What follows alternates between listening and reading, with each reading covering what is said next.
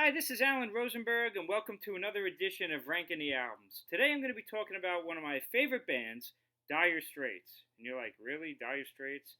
I know, that's like the reaction that people give. What is it about Dire Straits, who, in my opinion, are one of the all time great rock and roll bands, but they just don't get any respect, and they're kind of forgotten, certainly in the United States. I mean, have you seen Shaun of the Dead, one of my favorite movies? Do you remember the scene in Shaun of the Dead where they're at the shed and they're protecting themselves from the two zombies, and they find some vinyl records, and they decide which vinyl records are going to throw at the zombies to protect themselves. And they go through, and there's like Prince Side of the Times, no. Prince Batman, yeah, they throw that. Dire Straits, oh yeah, throw that. Really funny scene from a great movie. But it's kind of the respect that Dire Straits gets, or lack of respect. I mean, a couple of years ago, they got voted into the Rock and Roll Hall of Fame. God knows they deserve to be in there. And Mark Knopfler, who is the ultimate in guy who doesn't really care about being a rock star, even when Dire Straits was at the pinnacle of their success, he didn't have any desire to go. David Knopfler, his brother, who was in the band for the first two albums, he couldn't afford to go. The only guy who went from the original band was John Illsley, and then two other side players, and they didn't even jam at the Rock and Roll Hall of Fame. It's kind of like nobody cares about Dire Straits. But I'm telling you, their discography, which is relatively small, they only got 6 studio albums, 3 official live albums, and a couple of compilations. This collection of 6 albums is some of the greatest music ever recorded. Totally unique. It was a great time in rock and roll, the late 70s. Their first album, Dire Straits, came out in 78. Nothing sounded like them. To this day, nothing sounds like Dire Straits. But the beauty of that band, and especially Mark Knopfler, because he's the lead guitarist and the songwriter of the band, and really the reason why they sound so unique, is that all of their albums, well, pretty much all their albums, their first two are similar, sound very different. So you never get bored of listening to Dire Straits, because depending on what kind of music mood you're into, you could put on a Dire Straits album and it'll be a perfect fit for what you're looking for. So I'm going to be ranking their 6 studio records, and then I'll talk about their live records and some other stuff as well. Because I guarantee you will love this band if you just know about Sultans of Swing. There's a lot more to this band, and they deserve all the accolades they got in the past, but they deserve to be remembered to this day, at least in America, as one of the all-time greats. So let's start. I'm going to start with number 6, my least favorite Dire Straits album. Now I'm going to tell you something. I love all of their albums. So their number 6 album, my least favorite, is their second album called Communique. And if you're out there and a Dire Straits fan, you're saying, Communique, are you kidding me? That's a great album. Yeah, it pretty much is a great album. I really like this album, but something's got to come in at number 6. This album, the first album came out very late in 78. In America, it really wasn't picked up until 79. This second album came out in 79, less than a year after the first album. I think it was closer to 9 months. So they had so much success with that first album that there was a lot of pressure that they had to release a follow-up. And Communique is the follow-up. There is a ton of really strong songs on this album. But when I consider all the other albums, this one is the only one that's so similar to another release. And really, in my opinion, it's kind of an inferior version of the first album. The first single was Lady Rider. It's a great song. And if Sultans of Swing didn't exist, that would really have been, to me, a classic song. But it's kind of like a sort of rewrite, in a way, of Sultans of Swing, and it's not as good. But in itself, it's a great song. But I have a feeling Knopfler feels similar, because Lady Rider is never played live. Back even in the Dire Straits days, it was very rarely played live, except maybe around Communique's release. But Once Upon a Time in the West is a really cool, funky, tasty opener. News is a great track. Where Do You Think You're Going? The third song is one of my all-time favorite songs. Communique is good. There's Lady Rider. I mean, there's really not a bad song on this album. It really isn't. Portobello Bell is great. It's all good, really good, but kind of so similar to that first album, and not quite as remarkable as the first album for what that was, that I'm going to place Communique number 6, but still a really worthwhile listen.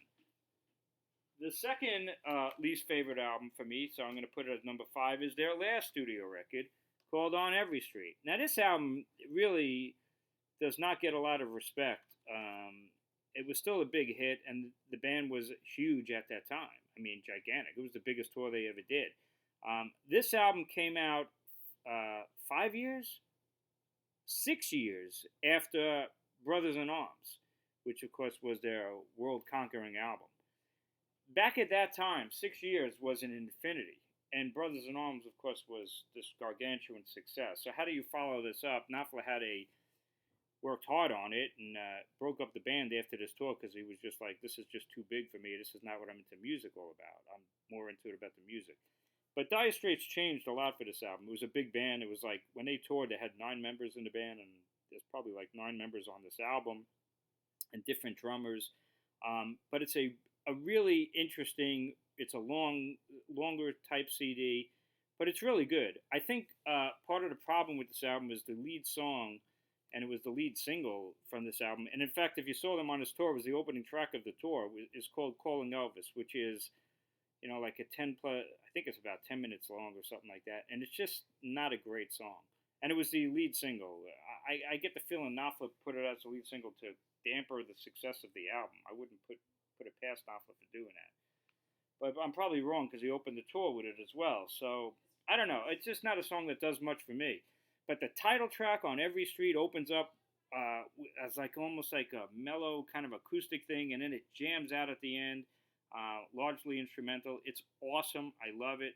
This album's got a lot of pedal steel from the expanded band of Dire Straits at that time. When It Comes to You is a great song. Fade to Black's a really moody song. At this point, after Walk of Life, which was a huge hit on Brothers in Arms, you get that kind of lightweight, kind of bouncy pop kind of Dire Straits songs, which is amongst my least favorite. But on this album, it's The Bug, which is okay. But then you get these moody and intense songs like You and Your Friend is fantastic. Heavy Fuel is kind of a duplicate effort of Money for Nothing, which is not as good, but it's still fine. Iron Hand is heavy. Planet of New Orleans is kind of proggy. Would have sounded okay on Love Over Gold. It's a really long, tasteful, great variety and an expanded sound, and it's not nearly as bad as people think it is. It's just a really good record. I loved it when it came out. I saw the tour. I thought they were phenomenal. And then Knopfler goes and breaks up the band because he's like, we're just too big, and this is not what I got into music for. So he broke up the band at their peak on Every Street tour, which was like one of the biggest tours of all time at that time. But that would be my number 5 Dire Straits album. Let's keep going. My number 4 least favorite, third least favorite, would be the debut album. And you're like, what? The debut album? Listen, this is a classic debut album. Nothing sounded like it in 78 or pretty much in 79 in America. But it's a dark album. Knopfler wrote it, and he was going through a tough time. His marriage was not doing well, and he was teaching, and he was playing in Dire Straits, which was a pub band. Basically, they were playing pubs in Britain, along bands like Brinsley Schwartz and Ducks Deluxe and Eggs Over Easy, all of that kind of pub band sound. Dr. Feelgood, another one. And, but he just believed in the band so much and believed in Sultans of Swing so much that his marriage broke up and he went with the music. And thankfully it paid off for him, deservedly so. This album has 2 songs. The opening, Down to the Waterline, is absolutely incredible. Sultans of Swing, I think, is not only their best song, but it's one of the greatest rock songs in history. It's one of those songs you could hear a million times and never get bored of it. It's got one of the greatest guitar solos of all time. It's just so tasty. Pick Withers is the drummer at this point, and he's just a really tasty drummer. Great, cool, kind of like a jazzy kind of feel, and it works so well. Every song on this album is really good, but it's really not a commercial sounding album. Besides Sultans of Swing and Down to the Waterline, which I also think has a groove. A lot of these songs are kind of dark, has a bit of a groove, but I like every song on this album. But I think like if you never heard Dire Straits and you picked up this album, you'd be like, it just sets a dark kind of mood. J.J. Cale kind of like style on like Setting Me Up and things like that. Southbound Again. Um, and maybe you'd be a little bit disappointed if expecting a whole album of like Sultans of Swing, because that's not what this is. But it's a special, legendary debut album, and I love it. But in their discography, it'd be number 4 for me. Number 3 would be this one. I love this album too. This is Love Over Gold, and Love Over Gold. I don't know. I call it their progressive rock album. This whole album has 5 songs on it, but every song on it is pretty great. Especially side one has like whatever it is, 14 minutes or so. Telegraph Road. It is truly a progressive rock masterpiece. I mean, when the band plays it live, I'm just in heaven, and it's just an amazing record. This is a great sounding album, Love Over Gold. Again, it's dark, it's mysterious. I mean, in England, the second single was the second song, Private Investigations, which I think is an incredible song. But, like, especially not to prejudge, but if you're in America, you'd be like, how could that be a single? It's the moodiest, weirdest track you ever heard in your life. It's like progressive and dark and moody, and he has this grumbling voice, and it's no beat to it, but it's incredible. So you got side one, Telegraph Road, Private Investigations, an amazing, deep, moody stuff. Nothing like you would expect Dire Straits to sound like. If you only know Sultans of Swing and you put this on, you'd be like, who is this? This is Dire Straits? That's how different this album is. The title track, Love Over Gold, It Never Rains, are great tracks as well. Love those. And then it has Industrial Disease, which kind of has a guitar track sound that you'll hear on Money for Nothing later on. And Industrial Disease also is probably the first instance of that kind of almost lightweight, goofy kind of Dire Straits track, like The Bug on that album, on Every Street, and of course Walk of Life, which you'll talk about very soon. So anyway, Love Over Gold is my third favorite album, fourth least favorite, or third favorite. My second favorite album, and yeah, it's their most successful, but it's a phenomenal record. Brother in Arms. Brother in Arms just doesn't get the respect it deserves because it sold a bazillion copies, and people think of it as like, I have multiple versions of it. People think of it as, the Money for Nothing album. But I'm going to tell you something, and here it is on vinyl. And actually, you want different versions of this because the vinyl, they couldn't fit the full length of the way the tracks were supposed to be.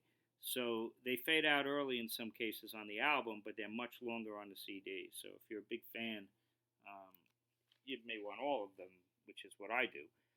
But I remember when this album came out, I was a huge Dire Straits fan from the first album. And when they put this album out, my memory says that the first single in America was Walk of Life. And it didn't really do much of anything, And the album itself was doing typical Dire Straits business, not a really big hit. The fans would buy it, and that was it. And then, of course, they did this amazing video for Money for Nothing. I remember reading that Money for Nothing was going to be the next single, and I was like, why'd they choose that song? To me, it's a catchy song, but nothing special. And I actually thought it was kind of like a ripoff of a Stones riff almost, but a really nasty guitar sound to it. And then when I saw the video, and of course MTV was just coming in 1985 when this album was released, it was perfect synchronicity. Great video. MTV needed great videos. They got it. Fully digital recording. CDs were really coming in at that point. It was just perfect marketing, not on Dire Straits' part, but just synchronicity. It was the perfect time for this album. And Money for Nothing became #1 hit worldwide, and everybody and their mother bought this album, probably largely because of Money for Nothing. But then after that, Walk of Life, at least in America, I think was re-released as a single, became a huge hit. I know it's their biggest hit over in England. It was like a #2. And they just kept releasing single after single. One World, which is a great track, but not overly commercial. So Far Away, love that song. became a hit as well. But none of these tracks are sellouts. It's not like Dire Straits sold out and became a worldwide institution because they sold out. No, it was like the world caught up to them. You know, this is another great Dire Straits album that's not overly commercial. I don't even think Money for Nothing is overly commercial, except the video. I mean, I guess Sting getting credit on, songwriting because he came up with "I Want My MTV" to the same melody of "Don't Stand So Close to Me," so that's why he got a songwriting credit on it. But it's really "Walk of Life" is a commercial type of Dire Straits song, and it's one of my least favorites. But "So Far Away" and "Your Latest Trick" is on this album with that saxophone lead solo. What a haunting melody, and when you see it live, and everybody in the audience is going, it's chill-inducing. Right Across the River, The Man's Too Strong, One World. These are not commercial sellouts. They're great Dire Straits songs on a great Dire Straits album that became a huge success. I mean, the final track is the title track, Brothers in Arms, which was a hit single, like the fifth hit single from this album. And somebody explain how that is a hit single. It's the most uncommercial song that you could imagine. It's the most haunting, dark, gloomy, powerful song. I think it's possibly their best track. I think it's one of the most powerful songs in rock and roll history. I mean, that's how great the title track of Brothers in Arms is. There's a cool animated pencil type video that goes with it. I mean, the title track of Brothers in Arms, if you don't get chills listening to that on a stereo, then you're just not alive. I mean, that's how incredible that song is. This is a great album. Do I listen to it that much? No, because half of it became hit singles, but not because the band sold out, but because the world caught up to Dire Straits back in 1985 and 86. Great stuff. Which leads me to my number one Dire Straits album is this one from 1980, Making Movies. His brother David Knopfler, who was the rhythm guitarist, left halfway through making this album. This is an incredible, incredible piece of work. In fact, if anybody was going to quote me, I think side one of this album is about as perfect as an album ever made. I mean, it's up there with any perfect album you could think of. It starts off with Tunnel of Love, one of the most incredible songs. I mean, unbelievable track. I love what Knopfler was thinking. He made a quote I saw in an interview once where he's like, when people talk about destinations, they always think of about America, Route 66 and things like that. And he's like, well, when I grew up, I went to an amusement park in the Spanish city. And he wrote this song, Tunnel of Love, about him as a kid in the Spanish city and the amusement park and riding the rides there. And, I didn't even know what Spanish City was until years later, but it was such a haunting track, and it just grabbed you so much. I would always sing it to my wife. What an incredible song that is. Tunnel of Love goes into Romeo and Juliet, which he plays on that, and then, that guitar. And Romeo and Juliet is also one of the greatest songs of all time, a highlight whenever they play live. Just an incredible song, incredibly tasty. I mean, he does his thumb snap at one point. It's just so clever. It's just so great. And then that goes into Skate Away, which had a really cool video at that point. And it kind of segues right into, beautifully produced into Skate Away. What an amazing first side that is. The second side is also pretty great. Espresso Love and Hand in Hand. And the only thing that's not phenomenal on this album, really, is the last song, which is called Less Boys. But before that, side two is Espresso Love, Hand in Hand, and The Great Solid Rock, which is a blistering rock track. And then Less Boys is just kind of not exact. I don't know if it's a piss take or what. It's just kind of, it's goofy. It's different. It doesn't really fit the rest of this album, but it doesn't detract that much from it. It's still a classic album, and I think the number one Dire Straits album there is. But all of their 6 albums, I love. There's not a bad album here. In fact, it's the reverse of that. They're all really, really good, bordering on really, really great.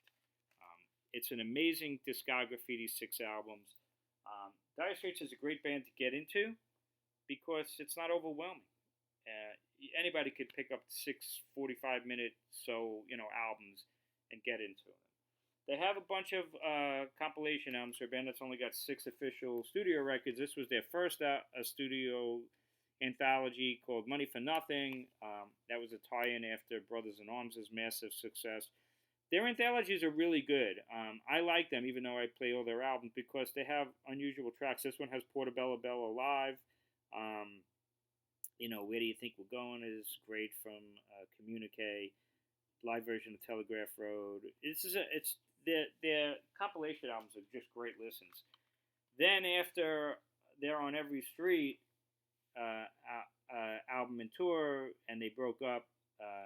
Knopfler broke up the band. They released Sultans of Swing, the very best of Dire Straits. This has 16 songs on there, including live versions of Your Latest Trick from the On the Night album, the Local Hero theme, Twisting by the Pool is a really fun track, Love Over Gold Live, which was tough to get. That's from the Alchemy album I'll talk about. And then a couple years ago, they released another anthology, The Best of Dire Straits and Mark Knopfler, which is about 60% Dire Straits and about 40% solo Knopfler. This is really great also. They're all great. Dire Straits is a great band.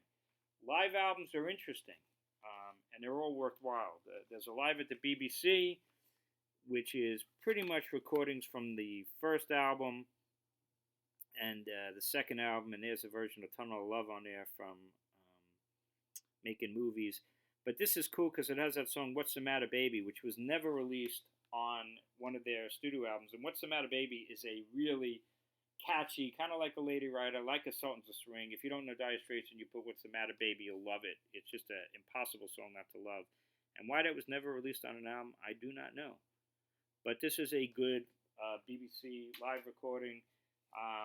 Alchemy is a personal favorite. This is their double live CD that was recorded at the Hammersmith Odeon in London.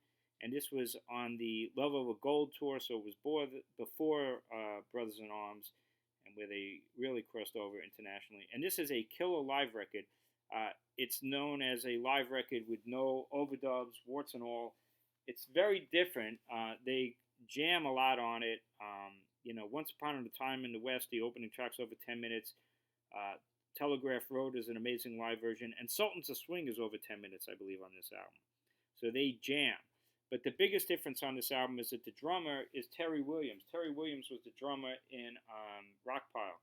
He's a hard-hitting drummer. So if you're used to like Pick Withers, who's kind of jazzy and laid back and tasty, I like Terry Williams as a drummer. And they're a really powerful band. Like, he just pushes them, and with these rock and roll fills. And it's a very different sounding Dire Straits. He's not really a studio musician at the quality that Knopfler wanted, and I know, for instance, on Brothers in Arms, which was the studio album after that, Knopfler cut most of his drum stuff and replaced it with Omar Hakim. He needs like a tastier drummer for Dire Straits, but on Alchemy it works, really well. Their last album was On the Night, which was the On Every Street tour. And another excellent live album. This is also different. There's the band. There's like 9 members in this band. So it starts off with Calling Elvis, which again, I'm not a huge fan, but Romeo and Juliet, Private Investigations, Your Latest Trick is amazing. On Every Street's amazing. You and Your Friend, a great selection to put on here. Money for Nothing, of course, is on here. And then Brothers in Arms, which again is amazing live. There's lots of bootlegs out there. I got bootlegs of this band. They're always great. I mean, Dire Straits, the musicianship is phenomenal. They always sound great. Another recording they did only on vinyl was this thing, Twisting by the Pool, which was an extended EP dance play. It was 4 tracks. But Twisting by the Pool is a really fun Dire Straits track, kind of like A Walk of Life, like Industrial Disease, like The Bug, but this is the best of them. And the drum fills by Terry Williams on that is just kick-ass. I mean, it's just, when you listen to Twisting by the Pool and he does these drum fills, you'll hear it. It's like solos. It's really fun. The other 3 songs are just okay. But this is a fun EP. So 6 studio records, 3 live ones, a bunch of anthologies. If you just think of Dire Straits as Money for Nothing, and you're like, ugh, you're missing out, man. This band is special. And if you like Dire Straits, then you can see it over here. Mark Knopfler has got a huge discography, and this is for another day. You know, between his solo records, and he's very prolific, and every year or two releases another solo album. Give you an idea, he does solo records with Emmylou Harris and lots of soundtrack albums, and he played with the Notting Hillbillies, and there's another solo record. He's got a huge solo discography. But as much as I love his solo work, and I really do like his solo work, the 6 from Dire Straits, that's primo. So I hope you enjoyed this video. Go check out Dire Straits. Give them the respect that they deserve all over again. You'll thank me because this is special, great music. I hope you enjoyed this video. If you did, please like it, please subscribe, and please check out some of my other videos. I'm doing the best I can, and I'm enjoying it, and I hope other people are as well. And tell your friends and hit subscribe, and hopefully people start watching these things. Thank you so much. Have a great day, and take care.